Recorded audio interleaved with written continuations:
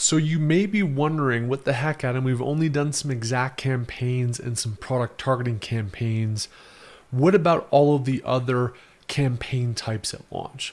So really the purpose of this video is just going to be talking heads, no slides or anything like that, is just to talk through some of the other campaign types and the rationale for and against using them.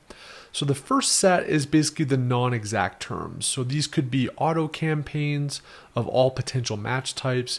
This could be broad or phrase match. So these are basically taking kind of root words and it's trying to find other stuff like them to serve up as potential options for your ASIN.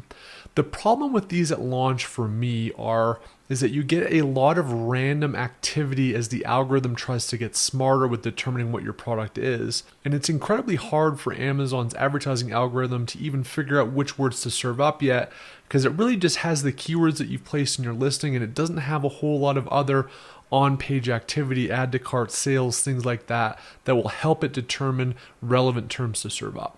So I'll give you a couple examples. What may happen here in our golf pushcart example for both auto, phrase, and broad is it may serve up like a pink cart. Obviously our product's not pink and it's highly unlikely that we're going to convert on that, but it may waste some money on that.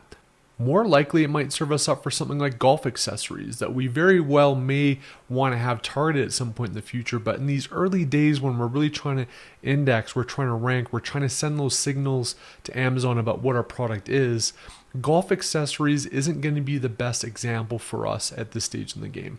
So we avoid those campaigns simply because there's too much room for error. The algorithm doesn't have enough data points. And frankly, with our budget as is, we probably don't need to be spending any more money on these pay-per-click campaigns, exploratory research pay-per-click campaigns at this stage anyway, because we don't have reviews, we don't have some of those other things that will help us convert later on in the weeks and months ahead with this particular product.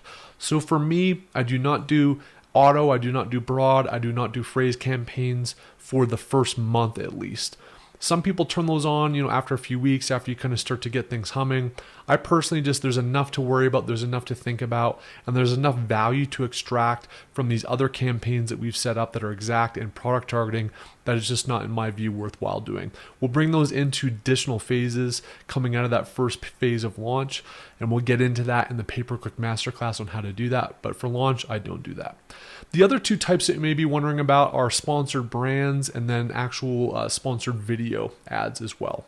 For me, I definitely think if you've got a video constructed that's really ready to serve up for a pay-per-click ad, I think you can absolutely deploy those at launch. I would typically focus on those priority 1 keywords with an ad and probably batch them all into one. Frankly, sometimes it's hard to get impressions on those keywords using video because they only serve it up for certain keywords at certain times. So you can get away with just batching like 20 or 30 of those into one video campaign.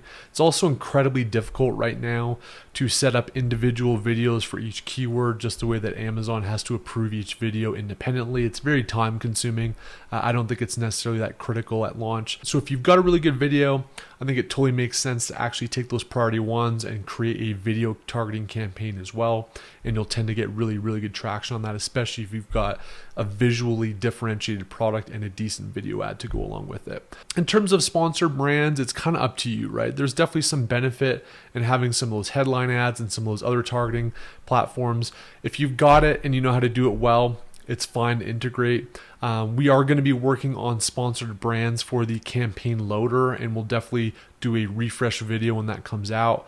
It's just a little bit time consuming, frankly, to think about the words, getting the imagery together, all that stuff for sponsored brands. So I don't often do it when I'm launching a product. We'll usually weave that in when we've got a little bit more time and we're starting to kind of stabilize the product. We'll kind of integrate those things into additional phases.